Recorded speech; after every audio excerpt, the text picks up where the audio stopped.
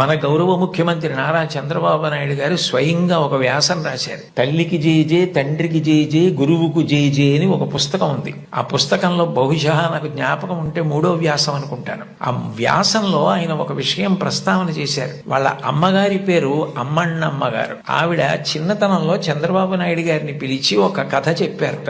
ఒరే నాన్న, మనిషి కష్టపడాలి. ఎందుకు కష్టపడాలో తెలుసా?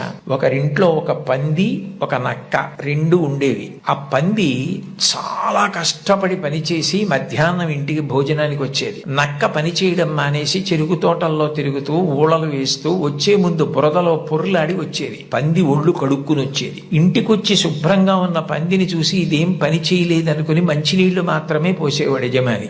నక్క ఒంటి నిండా బురదంటించుకోవడం చూసి ఇది బాగా కష్టపడింది అనుకుని బాగా దానికి తిండి పెట్టేవాడు. మోసం ఎన్నాళ్ళు దాగుతుంది? కొన్నాళ్లకి ఎవరు కష్టపడుతున్నారో తెలిసిపోయింది. తెలిసిపోయిన తర్వాత నక్కని కొట్టి తరిమేసి పందికి తన పిల్లనిచ్చి పెళ్లి చేసి ఇల్లరికం అల్లుడిగా తెచ్చుకున్నాడు రా. ఇంటి పనివాడు ఇంటల్లుడయ్యాడు రా.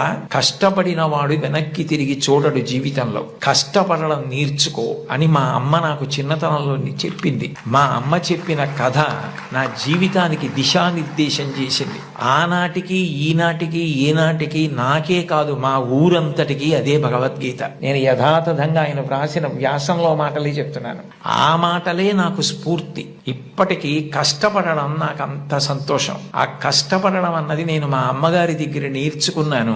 ఆ కష్టపడే ఇవాళ ఈ స్థితికి వచ్చాను. నేను ముఖ్యమంత్రినైనా మా అమ్మగారు మాత్రం మా ఇంట్లో గట్టిగా 3 రోజులు ఉండడానికి ఇష్టపడేది కాదు. మళ్ళీ వెళ్ళిపోయి ఆ నారావారి పల్లెలో తెల్లవారి 5 గంటలకి లేచి గొడ్డు గోద పొలము పనులు అవి చేసుకోవడం, ఆ కష్టపడ్డము ఆవిడికి ఎంత సంతోషము అని అమ్మగారి ప్రేరణతో తాను ఎంత వృద్ధిలోకి వచ్చారో వ్రాసుకున్నారు.